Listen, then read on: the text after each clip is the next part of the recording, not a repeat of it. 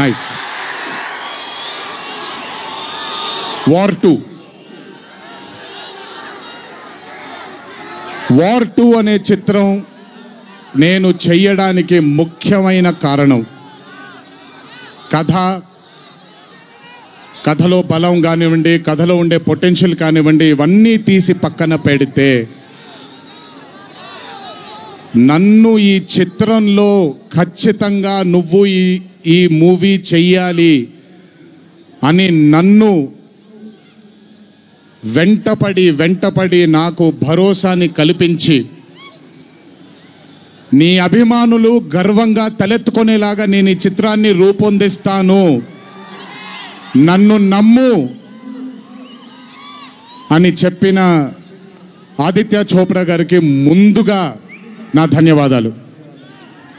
ఆయన మాటని నేను వినకుండా నమ్మకుండా ఉండుంటే ఈరోజు ఇంత గర్వంగా ఇంత ధైర్యంగా మీ ముందు నిల్చునేవాడిని కాదు నేను.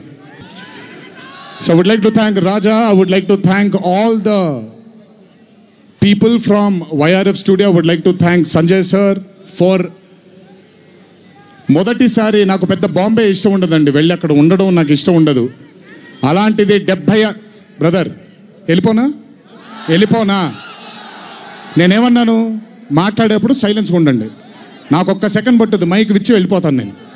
ఓకే, మాట్లాడినా తట్టుకోండి కాసేపు. So, I would like to thank the whole team of YRF Studios for taking care of me, for making me feel like home, for making me feel like Hyderabad, and for making me feel extremely comfortable. Thank you so much to the whole team of Yashraj Films for giving me that liberty and taking care of me and for caressing all the love. Thank you once again. Can't wait to be back with YRF. Number 2, I would like to thank my director Ayan Mukherjee. Brahmastra event ki నేను రావాల్సింది. ఆ రోజు చిన్న ఈ గణేష్ నిమజ్జనం ఉండడం వల్ల లేదా మన వినాయక చవితి సందర్భాల్లో కొంచెం పర్మిషన్ లాస్ట్ మూమెంట్లో కొంచెం ఇదవ్వడం వల్ల నేను రాలేకపోయాను. బెస్ట్ పార్ట్ ఏంటంటే అయాన్ కూడా ఆ రోజు అక్కడికి రాలేకపోయాడు, ఎందుకంటే బాంబేలో తను బ్రహ్మాస్త్ర సినిమాకి ఫైనల్ మిక్సింగ్ చేసుకుంటున్నాడు. డెస్టినీ చూడండి, ఈరోజు హైదరాబాద్కి వచ్చాడు, ప్రీ రిలీజ్ ఈవెంట్కి వచ్చాడు, కానీ నా దర్శకుడిగా వచ్చాడు. ఇంతకంటే బ్యూటిఫుల్ స్టోరీ ఉండదు. And I'm telling you today,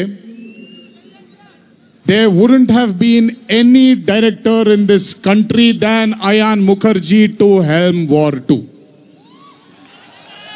రేపు 14వ తారీఖు మీరు సినిమా చూసిన తర్వాత మీకు అర్థమవుతుంది, Ayan Mukherjee was the only option, and Ayan Mukherjee will be remembered for directing one of the greatest films of our times called War